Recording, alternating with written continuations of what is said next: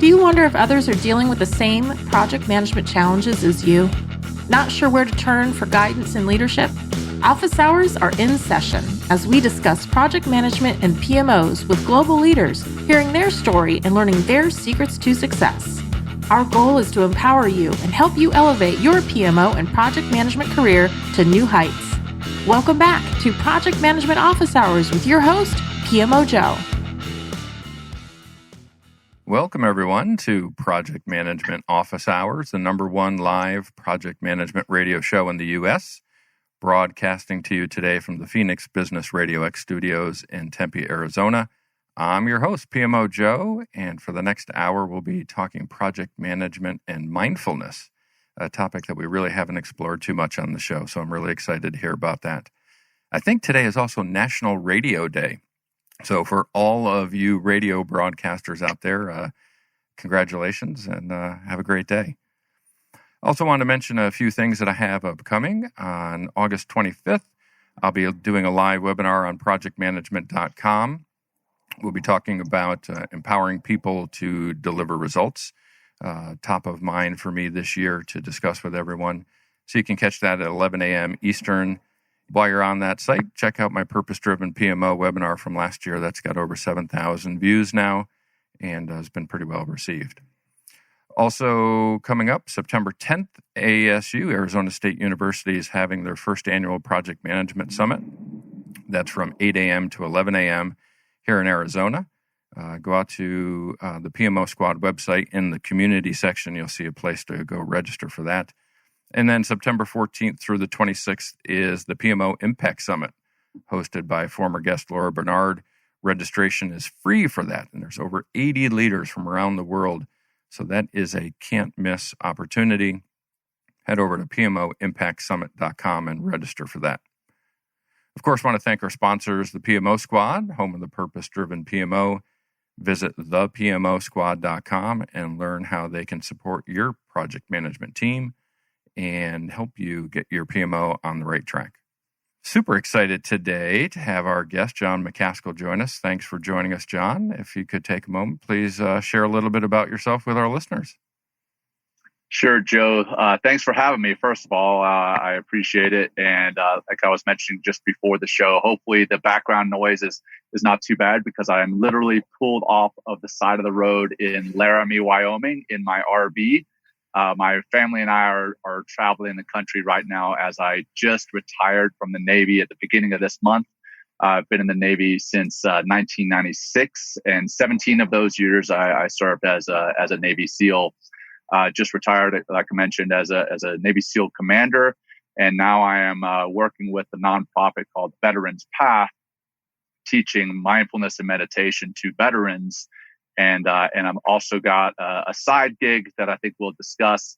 It's called Scrum on the Go. It's just a little project management tool that I've helped to create with some friends, John Davis, Beth Davis, and Saul Gomez, all of whom are Scrum and project management folks.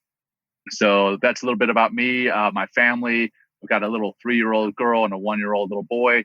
They are actually in a different vehicle, luckily, right now. And then I've got my dog sitting right here.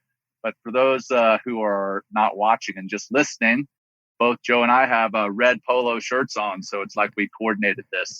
Yes, it's Red Shirt Day. So, well, yeah. Thanks for joining us, Jon. And obviously, thank you for your service as well. Much appreciated. Thank you. As hopefully you know and our listeners know, we're proud supporters of veterans and organizations here. And our nonprofit organization, VPMMA, helping those service members and military spouses transition into civilian project management career. So if anybody is interested in that, you can check out thevpmma.org, and we'd love your support. So let's jump into what you talked about. You're on the road. What's life like post-retirement? You're in an RV, you're traveling around. I mean, is this what all retired Navy SEAL commanders do? No. This is definitely not what everyone does. It's a rarity. I do have a few friends who are doing it simultaneously, funny enough, but we're not all retired. Some guys are just doing it in their spare time, and others are doing it as they're retired. But so my wife and I, have been planning this for a couple of years now, and the plan was, and the reason I say plan like that, you'll hear here in a second, but the plan, as all project management professionals understand, it never goes as it was planned. So we planned to do it for 6 to 12 months on the road, and seeing all parts of the country. And we've been on the road since the beginning of July. We've been living in the RV since the beginning of May. And obviously COVID has thrown a kink in all sorts of plans, countrywide, worldwide. Well, this is not an exception. It's thrown a kink in this plan. And some of the places that we wanted to go see were closed down. Some of the places we wanted to drive through we weren't allowed to drive through. And then my wife and I thought, well, if one of us were to get COVID right now, then we would have to kind of self-quarantine somewhere in the RV. Yeah, good luck with that, right? And yeah, exactly. And then the other one would be responsible for taking care of the kids and the one that was down. So we've decided to head back to Colorado. That's where I'm heading back to right now, through Wyoming, and call Colorado Springs home for a while. And then hopefully the COVID pandemic will calm down in the coming months or coming years, and we'll just reset and do this, try to do this again in the future. So yeah, it's been an experience, living in a 31-foot Class C motorhome with a 3-year-old, the 1-year-old, my wife, and then this dog that's over here being very rambunctious right now. It requires a lot of mindfulness, I will tell you that. Yeah. So I would imagine it's good that I have that tool. I would imagine lots of good stories from the road, and your wife also served, I think, in the Navy, correct? She did. She is an orthopedic physician assistant, and did that in the Navy. And we actually met at SEAL Team 10, where now that I'm out of the Navy, I can say this, but she worked for me. And then we had an Afghanistan romance, if you will. Oh boy. Yeah. And you had posted on social media, maybe a couple of weeks back it was, that her medical training came into play right on the road. What happened there? Sure did. We were in Telluride, and my 1-year-old little boy was choking on some apples, and little bites of apples. And it wasn't choking to where you could hear him choking. It was choking where there was nothing coming out. So it was a dangerous situation. And luckily, my wife, she's a superstar, superwoman, responded instantly, picked him up, put him on her arm, and started giving him the baby Heimlich or infant Heimlich maneuver. And he spit up and he was fine.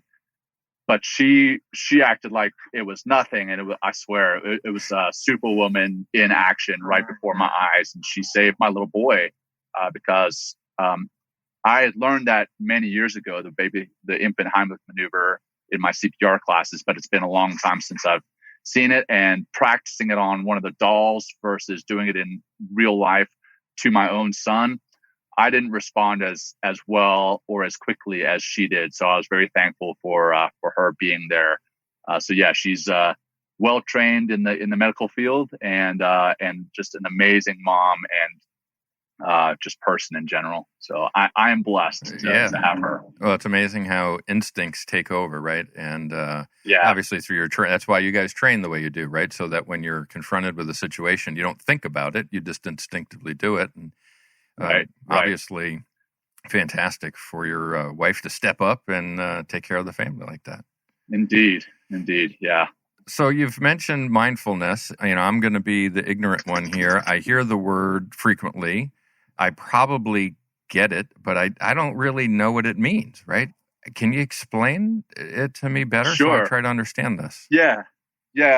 There's formal definitions, and I hope the sound in the background is not too distracting as I'm on the side of the road. But we don't even hear it. Good. There's formal definitions for mindfulness.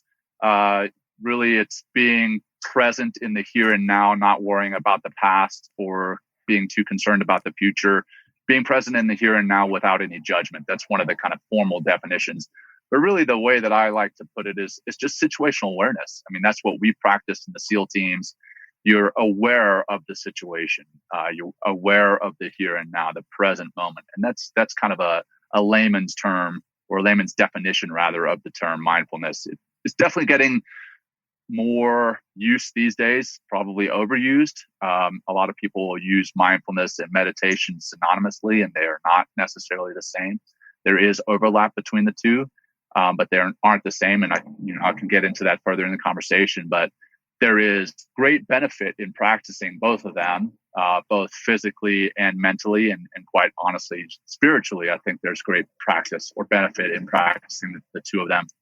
So I'll tell you real quick, Joe, how I got into it, and then we can get into some further questions. But in the SEAL teams, the first deployment that I went on, we had a pretty bad run of it. And the book Lone Survivor was actually the first deployment that I was on. So Lone Survivor, Marcus Luttrell, we ended up having 3 of the guys that we inserted on a special reconnaissance mission killed in a firefight. And then the quick reaction force that came in for that crew was shot down in a helicopter, for a total loss of 19 people, 11 Navy SEALs and 8 Army Night Stalkers.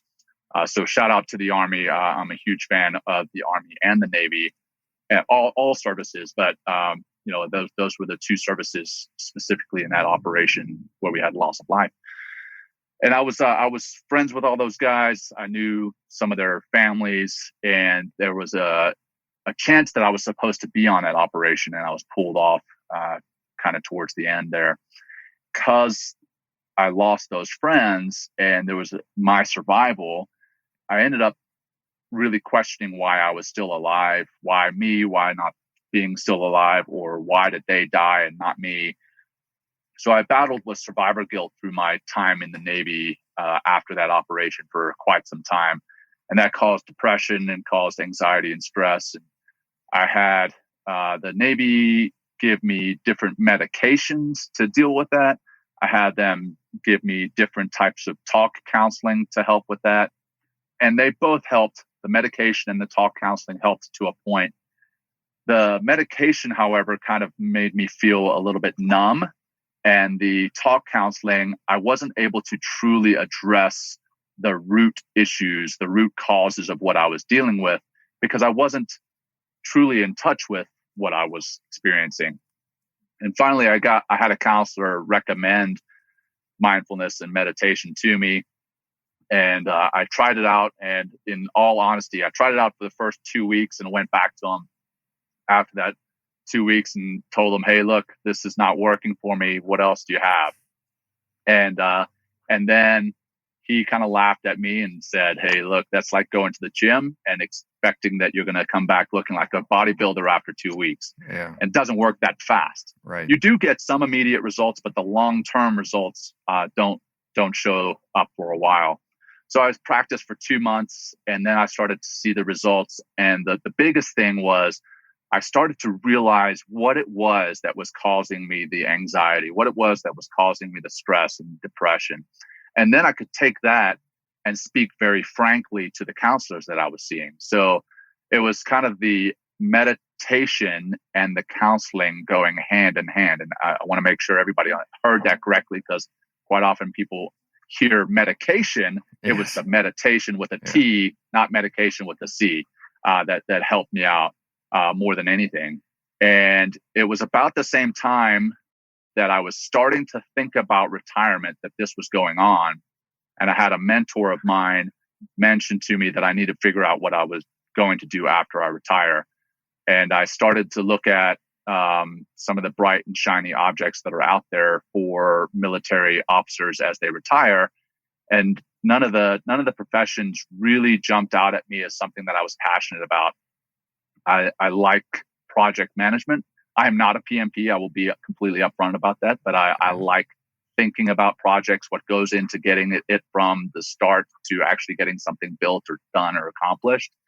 So that was something that appealed to me.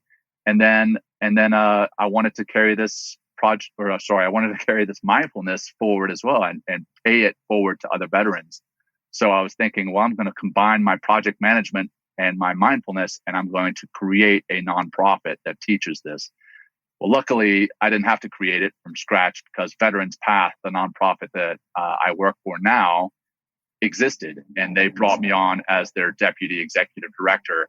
They actually brought me on through the Skill Bridge program that we were talking about before the show, prior to my retirement. So I've had several months of experience prior to getting out of the Navy, and now day one of getting out, I had a job. So that's been very nice to know that with the family, I was going to be able to continue to take care of them financially right after getting out.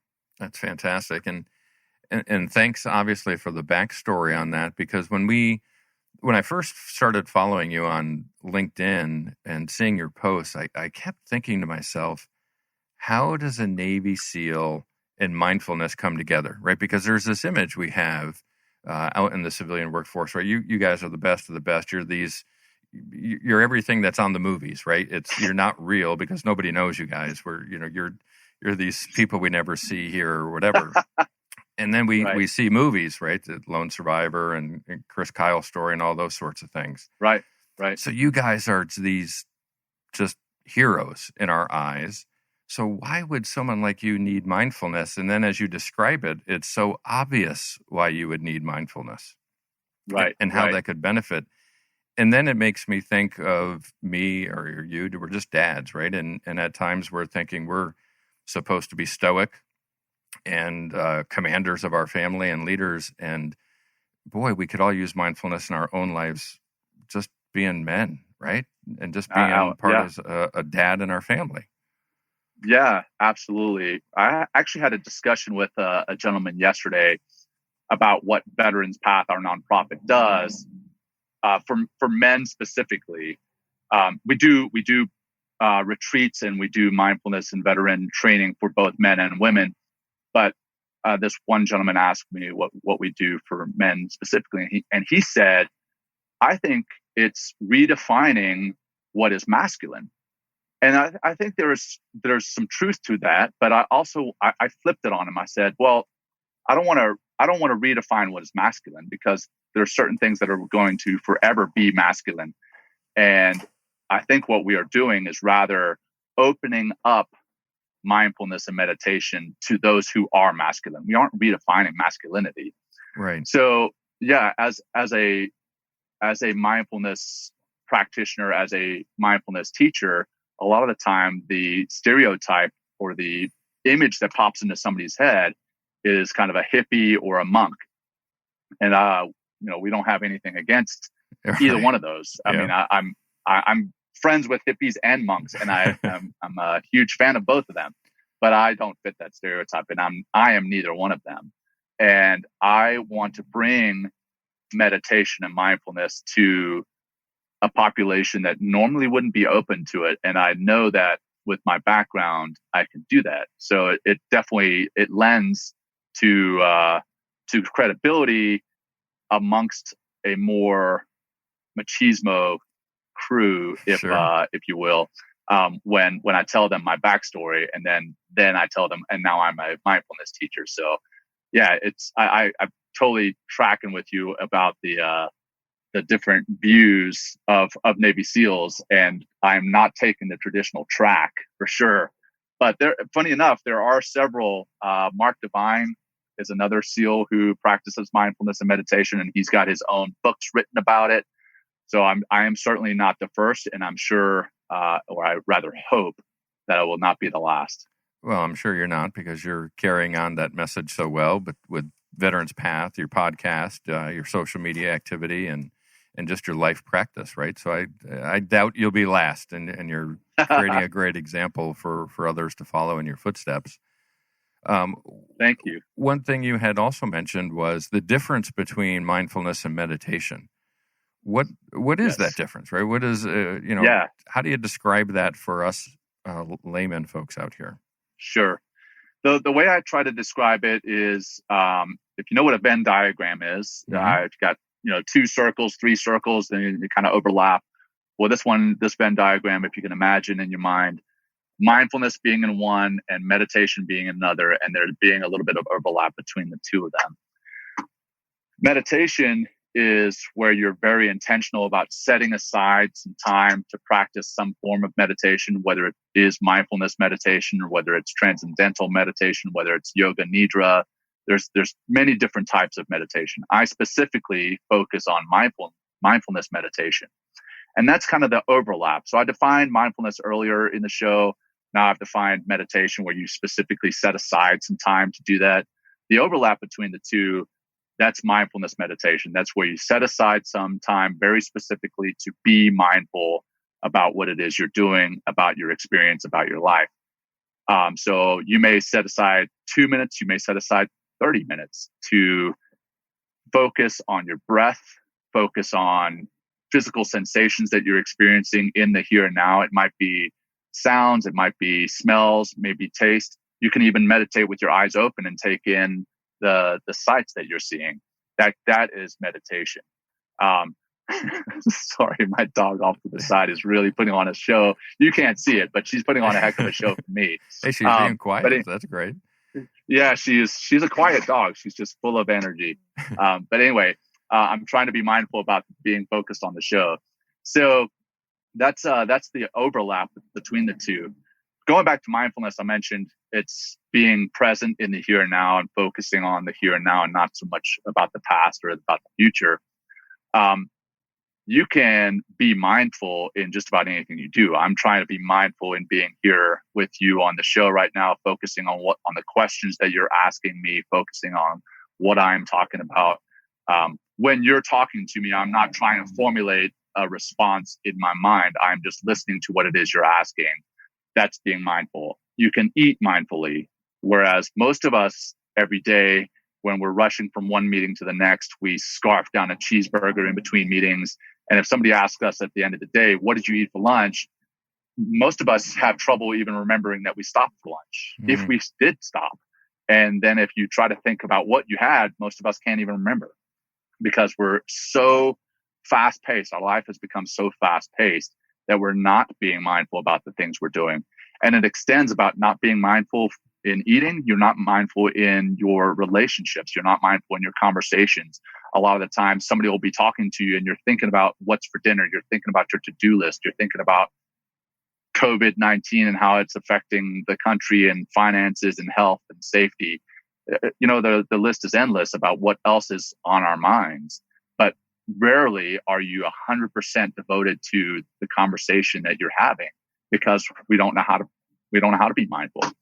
That's the difference between mindfulness and meditation. They do go hand in hand, but they aren't synonymous. So when somebody says, are you practicing mindfulness? They don't mean, are you sitting down to meditate? And then when they say, are you practicing meditation? They don't necessarily mean, are you practicing mindfulness? So they're similar, but they're not one and the same. Yeah, and as you're speaking, right, I'm thinking, man, my good thing my wife Alyssa's not listening to the show today. She'd be like, see, somebody else is telling you the same thing, right? I mean, we could be, sitting in the living room and I'm on my phone, I'm playing a game or something, and we're having a conversation, or at least she's having a conversation, and I'm not practicing mindfulness, right? I'm responding to her questions, but if you asked me 2 minutes later what we talked about, I would have no idea. Right. Because I'm distracted and really not being mindful. So we may not put this podcast out for production because Alyssa's going to let me have it.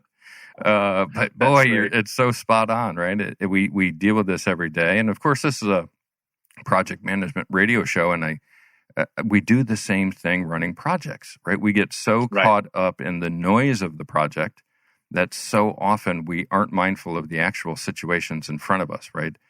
Right. And I think there's a lot to be learned from what you're talking here and how we can benefit.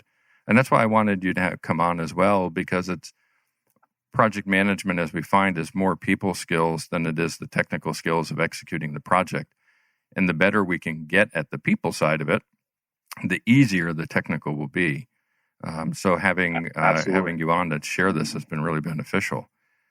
I definitely think that the two, though they don't sound like they go hand in hand, being mindful as a project manager, I think does. I've actually, when I was living in Virginia and I was still on active duty, I went and spoke to the local PMI chapter because I do believe, again, though they seem not related. They are. That you have to be mindful and pay attention to what is happening in every step of the project that you're trying to work through, so that you can ultimately get to the end goal without getting distracted, without getting anxious, without getting worried. You can still get through that project. And I think that's critical. Absolutely. And there's others. Simon Sinek, right? He kind of hit it big because a recording of a talk he did at a PMI chapter, or a Puget Sound PMI chapter, went viral, right? I mean, it was the start of... start with why. Yeah. So, hey, you never know what happens when you do those PMI chats, right? Right. So you've mentioned Veterans Path. Tell us more about that organization and why it's so important and what they're doing to help veterans. Sure. So Veterans Path was actually founded in 2008 by two women, Lee Lesser and Chris Fortin, out in Berkeley, California. And it was originally called Honoring the Path of the Warrior, and then got rebranded as Veterans Path later. But Lee and Chris, they were anti-war. At one point, Lee actually marched against the Vietnam War. Many years later, when guys and gals were going to Iraq and Afghanistan, they were coming back with post-traumatic stress. They were coming back with military sexual trauma effects. They were coming back with some loads that they were carrying. Lee and Chris realized that being anti-war doesn't necessarily mean being anti-military. And they realized that they could help veterans in dealing with these demons that they were having. So they started small. They started teaching mindfulness and meditation to small retreats, and that slowly grew into a bigger thing where they were doing week-long retreats, and eventually they started doing month-long or several month-long retreats where you come in, do a week in person, then you are online for a few months, and then you come back for another check-in at the end. And people that were going through these programs were having profound effects. They were really starting to go from being depressed or almost stressed to the point of debilitation to being really high-performing individuals, really much happier, finding a sense of peace, acceptance, transformation, and honor. And that's actually where the word path in Veterans Path comes from: peace, acceptance, transformation, and honor. And that's what veterans were able to find through mindfulness and meditation. And what Veterans Path does is they teach that to the veterans, typically in outdoor settings, so that they can kind of get their minds cleared. And then they also connect those veterans to develop a sense of community, because that's so important. As you're getting out of the military, you've been a part of this community for 4 years, 10 years, however long you've been in. And that's the sense that you feel a camaraderie, that the people you feel a camaraderie with. And then you leave. And Veterans Path helps to connect veterans with other veterans to develop that sense of community. What we do now, we've been doing those retreats that I mentioned, but COVID has also thrown a wrench in those plans, and we've started to go to online. So, Joe, I think you probably see me posting in the past few weeks about online meditation and mindfulness training specifically for veterans and currently serving military members. We've started that with a partner, eMindful. eMindful is a platform where it's a meditation platform, meditation app, much like the other ones out there, but they offer both pre-recorded stuff and live teachers. The benefit of having the live virtual, like over Zoom or Cisco, WebEx, having a person there on the other end is at the end of the mindfulness session, you can ask questions and really delve a little bit deeper than just doing the meditation that's been pre-recorded. They do offer those as well, but we've gone with the teachers for our online stuff. So that's what we have with Veterans Path now until COVID starts to again kind of lessen its effects on society, and we're able to do more face-to-face. We'll go back to those face-to-face and outdoor kind of wilderness retreats. Yeah, I love the community aspect of that. I did, I guess it was last year, I ran the Marine Corps Marathon supporting Team Red, White, and Blue, right? Because it's the Nice. same concept, right? It's the community of bringing veterans together for physical activity to help give them a break from some of those traumas that may be holding them back from having a breakthrough. So to hear Veterans Path, same thing. I mean, that's awesome. Right? I love that. I've run that Marine Corps marathon, and that last 0.2 up the hill towards the Iwo Jima monument is brutal. It's really heartbreaking when you see that at the end. But hey, good job. And Team Red, White, and Blue, I'm a huge fan of. As a matter of fact, one of the ambassadors for Team Red, White, and Blue, Janelle Mccauley, she's a former Air Force lieutenant colonel, also a big mindfulness practitioner. She works with Veterans Path as well. So lots of overlap in the different organizations. Absolutely. Yeah, that I'm sure you did better on that marathon than I did. I guess it was mile 8. My knee just gave out on me, right? So you don't quit, right? When you run a marathon, you run the marathon. Yeah. Right. But knowing the last 0.2 is going to be so tough, I actually walked from 25 to 26 so I'd have enough steam to make sure I could run the last 0.2. That's a tough 0.2. It is a tough 0.2. Yes, everyone forgets the 0.2 except the people running, right? Right. So, we're on a podcast radio show. This is kind of fun. I love this. It gives us an opportunity to meet amazing leaders like yourself.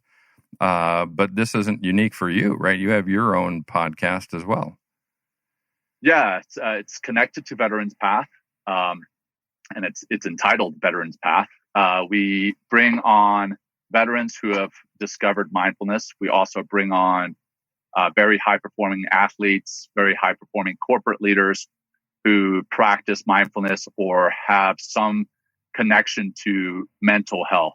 And the goal behind the Veterans Path podcast, well, there's several, but one of them is obviously to raise awareness of Veterans Path and what it is we do.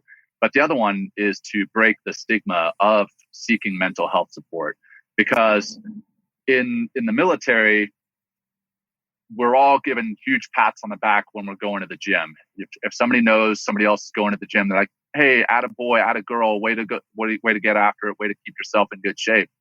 But if somebody finds out you're going to go see a counselor or a psychologist, people instantly assume that something is wrong or that you're crazy. And that's a terrible stigma to have, when what we should be doing is celebrating that person by, "Hey, great job. Way to maintain your mental health. Way to look towards improving your mental health." Because if that's what we can do, if we can change the narrative on people seeking mental health to where it's a good thing, to where it's seen in a positive light, more people will do it. And once people seek that mental health support more often, that's the foundation that everything else is built upon.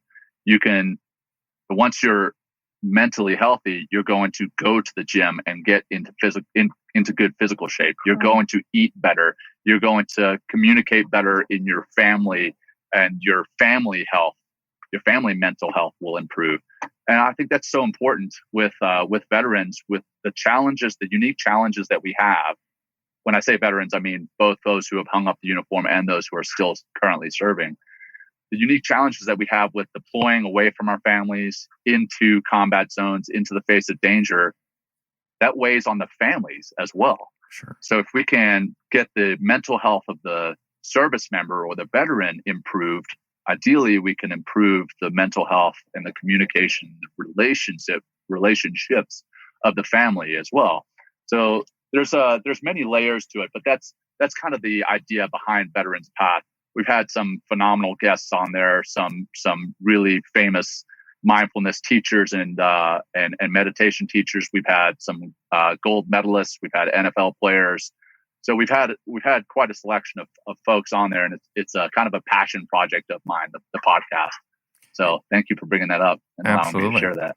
Is it live now, or you're kind of in a hiatus? What's the status of that? And is it on all, Apple Podcasts? Is it on all the different platforms? It is on Apple and Spotify and all the different major podcast platforms. I am taking a hiatus between season 1 and season 2. The The goal behind season 2 was to actually interview veterans live as I was traveling around the country. But as we've kind of changed this whole RV trip, we're going to change back to what I was doing before, where I interview folks via Zoom, much like you are interviewing me, and then put that up on the podcast. And it is both a video and audio podcast. About halfway through season 1, I figured out how to do video, and so it's on YouTube as well under Veterans Path. Well, it sounds like us. We just figured out the video a few episodes back as well. So yeah, it's great to have a face, right? Not just the voice. Yeah. The face, the body language. You get so much more by watching the conversation. It's funny when you think about it that you're watching a conversation between two people, but really when you see it and you see the body language and the smiles, the laughs, it's a lot more than just the audio. Obviously, the audio side is great if you're driving. You don't want to be watching the video side. Right. Yeah. But I think there's just so much more in the video side of things. One thing you mentioned I wanted to touch on also is you had talked about veterans and active duty. My oldest son is a senior in high school, and he's planning to go into the Navy next year. So it's in the recruiting process as well, right? So he was seeking a counselor or seeing a counselor. And part of it is to help prepare him to make sure he's mentally ready to go in and participate in the military. And during the recruiting process, right, they want those records and they want to make sure that he's a stable individual. And, right, part of my concern was he's actually doing this to become more stable, right, and be a better recruit. And will that be seen as a negative, kind of like you said, right? If he's going to the gym and he's working out and he's getting his ASVABs ready, and that's all pat on the back, attaboy. But the visual you talked about, the face on the recruiter, right? His look changed when we said, well, he is going to counseling. Yeah. And how do we get that more accepted, right? I mean, how does this become mainstream and approved within society? Yeah. Well, that's kind of the mission here. Is not only my podcast, not only Veterans Path, but my getting on other podcasts like yours is spreading this message across across society, really, not just the military, but across society that it is okay, and not only is it okay, but it should be encouraged to seek that mental health support. The Navy, funny you should mention, they have a program at boot camp called the Warrior Toughness program. And it was created by, and when I tell you this, it sounds kind of like a joke, but it was created by a Navy SEAL, a Navy chaplain, and a Navy psychologist. So the joke with this one Navy SEAL who actually came on Veterans Path podcast a while back is a Navy SEAL, a chaplain, and a psychologist all walk into a bar. What comes out of it? Well, what comes out of it is the Navy Toughness program.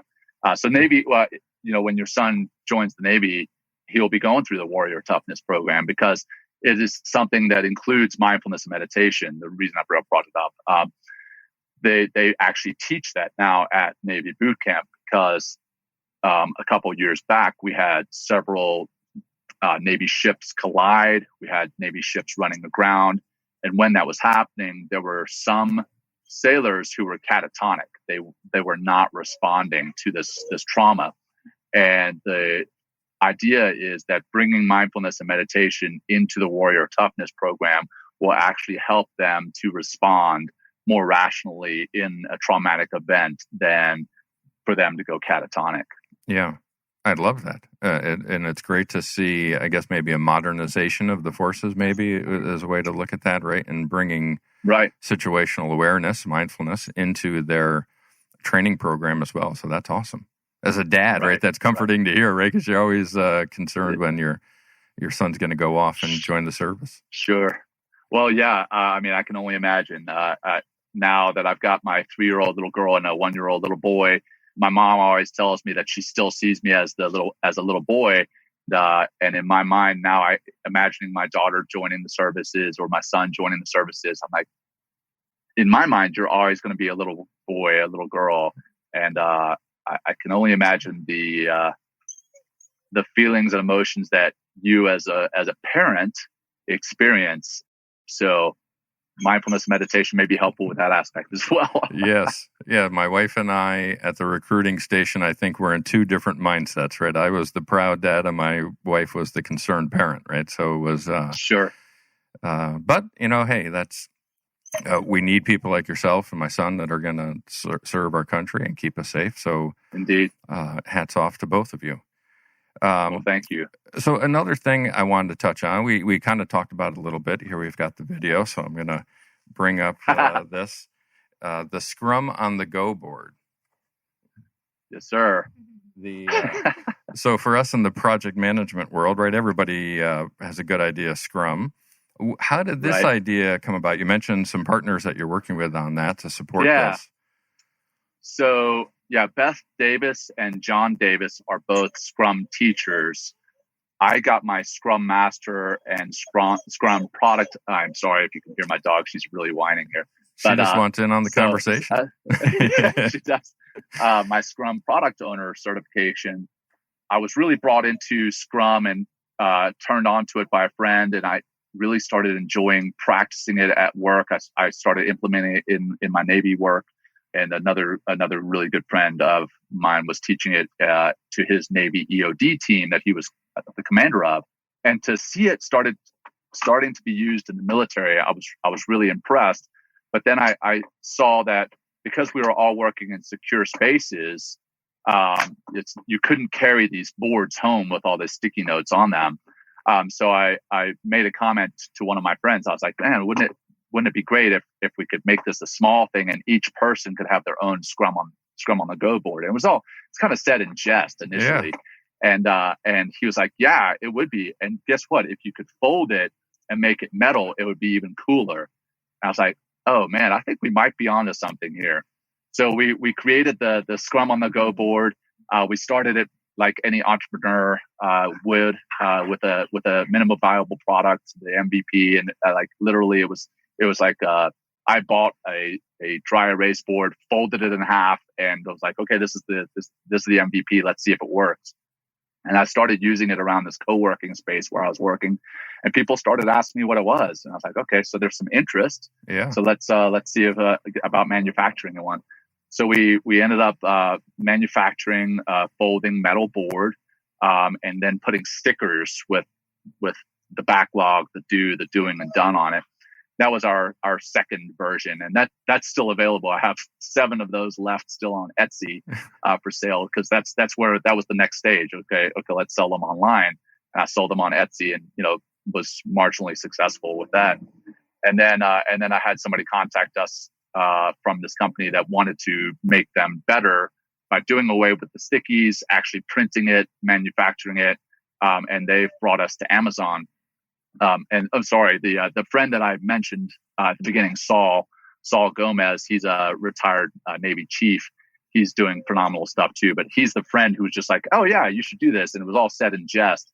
And now it's kind of taken off into something that I hope becomes even more successful, and that all project managers and Scrum masters, Scrum product owners will all own one at some point. That's kind of my vision. Yeah. Well, I can say I bought 3 of them. Right. So I will be your advocate, and I will pitch this for you all day long. I use it for my businesses, right, to organize my work. It fits in my backpack. It's very easy to use. We have one, my son, who I mentioned, right, trying to go into getting ready for the military. He's putting all his activities on there so that he's tracking his work that way. Excellent. And then we have another one that our family's using, right? Just for different things we have, especially 4 kids at home trying to do school, my wife and I trying to do our work and trying to take care of things. Right. It just helps you be organized, right? And it's not overburdening. That's good right? to hear. Yeah. It's not just, obviously the start of it is the Scrum project management tool. But man, bring it home. Use it at home. It's a great tool. It's nice to have it handy and always visible, right? So you have it there on your desk right now. And when I started marketing it on LinkedIn, I had a lot of people say, "Well, why can't I just use this? Why can't I just create an app that does this, or have it on my computer?" Well, that's the whole point. Is that if you have it on your computer, if you have it on an app, as soon as you open up your phone, it's going to get lost behind 35 other apps, or it's going to get lost on your computer behind PowerPoint. Or if you're like us and you're in the military and you have this on your computer, you can't bring it home because you're working in a secure space. Whereas what you have in front of you there now, Karen, Joe had it a second ago, you can carry that back and forth. Obviously, you wouldn't want to write anything classified on it, but you can bring that into secure spaces. You can bring it out of secure spaces. You can use it when you're not using your phone. You can use it when you are. You can have it up in front of you, in front of your computer, while you have your PowerPoints, while you have your emails and everything else. The work is visible. So that's the kind of the beauty behind it. And going back to your having 3 of them, I myself have 2 of them. I have a personal one and a work one. My wife has one. And then even our nanny, when we lived in Virginia, she saw us using one and she was like, you know what? I would like one of those. So I made my nanny one too. And she's been using it with great success. And you know, we talked earlier about project management and mindfulness kind of tying together.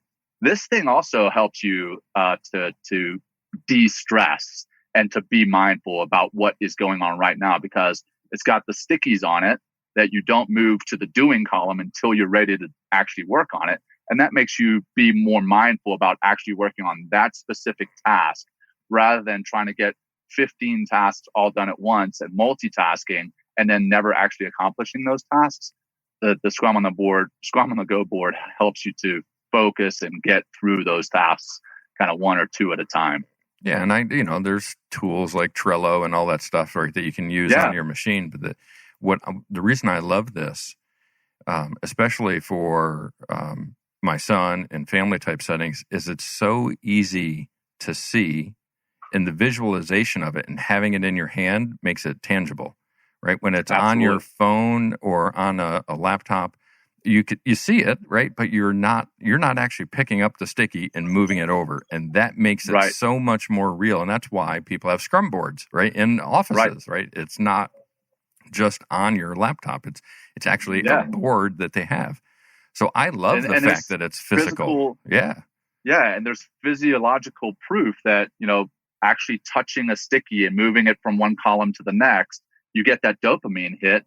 Whereas on your phone, if you just check it off and say, okay, yeah, it's done, you still get a little bit of dopamine, but the tactile sensation of touching that sticky is dramatically more than checking something on your phone. And you're less distracted because you're not doing it on your phone. Absolutely.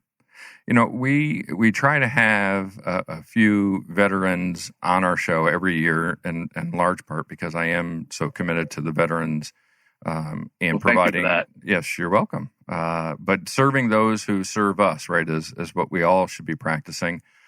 And I always try to get some life lessons from them, right, and then bring that into my audience, but also into my own life. And we've had so many that have taught us a bunch of different things. But what is, if there's a nugget that you can think back to the training you've received or the education you received, what is it that you can bring to the listeners maybe as a kind of a golden nugget from Jon Macaskill of military training gave me something that maybe you wouldn't have got otherwise? Yeah, wow. Sorry to stump you on that one. No, you haven't stumped me. I would say that there's a lot of nuggets out there. I'm just trying to think of the golden one. I think the nugget, and I don't think this is military specific. I think it's just leadership specific, is that you should always be learning from the good and the bad examples. So in my time, 24 years in the military, I ran into some phenomenal leaders that I took lessons from. And I ran into some folks who were, I'll just say, less than phenomenal. And with that, I always had a notebook in my pocket or, on my desk. And I would write down little lessons, little what we call after action reports or lessons learned. And I would write these down about what to do from the good leaders and what not to do from the bad leaders. So I guess if I had one golden nugget to share, it would be have a growth mindset and always be willing to learn from those around you, whether it's learning what to do or learning what not to do. Yeah, that's awesome. Yeah, when I talk project management or do my own webinars or do coaching, I always bring up the fact that as youth, we're trained, we're coached, we're given leadership. And for some reason, people snap their finger at 18 or 21 and think now you have it. And we don't do that anymore. And what I love about the military, from all the interaction I have with people through VPMMA and just conversations, is they carry that forward, right? You constantly are being trained. You're constantly being coached. You're constantly being led. So that, to me, is a differentiator, right, between the corporate world and the military. And yes, sir. How do we bring that, right? How do we get that back into corporate world, right? How do we let adults know it's okay to have a coach? It's okay to have somebody try to teach you something new. I don't know everything. I'm constantly seeking out guidance. And to me, that's the strength of the military. A lot of the time we're all reading. We're reading self-help books. We're reading project management books. We're reading leadership books or management books. So why is it okay to read about it, but not learn from the actual, get the word from the horse's mouth, right? Yeah. So if you have a coach, I think you're going to get that much more from a coach than you are from a book. And I mean, my bookshelves, not now because I'm living in an RV, but my bookshelves in the house are filled with leadership and management books because I enjoy reading that stuff. But then I hope that I can teach that stuff to friends, to coworkers, to other leaders, to followers. I like to think of myself as a mentor. Maybe that's a better way is seek a mentor rather than a coach. Because I think people maybe have a negative connotation about the word coach or life coach or leadership coach, a mentor. And I think everybody needs mentors throughout our lives, no matter where you are, what stage, how old, whatever, you need mentors. I always joke at, we tell our kids, go practice your instruments, go practice baseball, right? So when the time comes for your performance or the time comes for your game, you've practiced it and you're going to do well. Yet I never see anybody in a corporate setting practicing.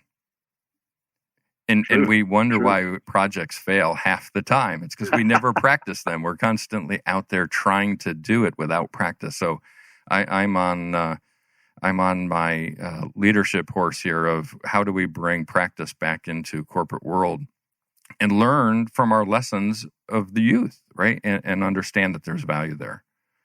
Right. We'll see if I get success with that. Who knows? But it's that's part of my empowering people to deliver results. Is empower them, give them the tools to be successful, and practice is one of those tools.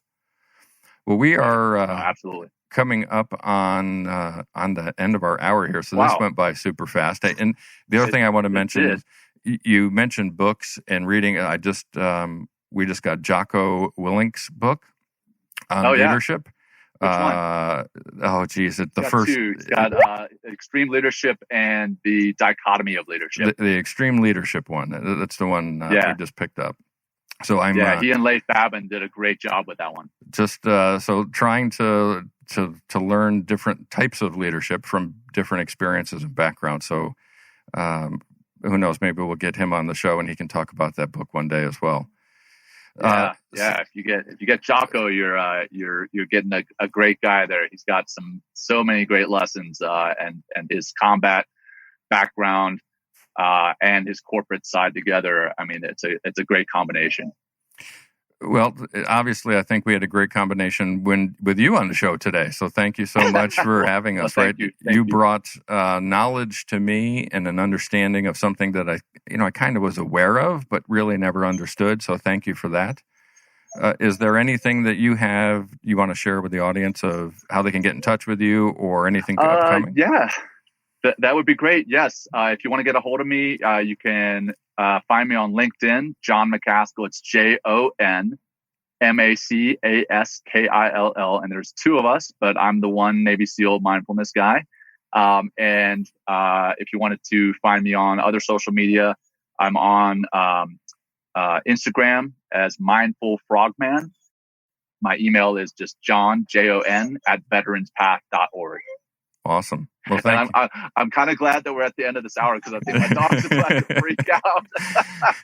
Well, thank you so much. It's been this has been fantastic. Yeah, it's been a pleasure to have you on, Jon. Thank you so much. And obviously, thank you to all our listeners as well.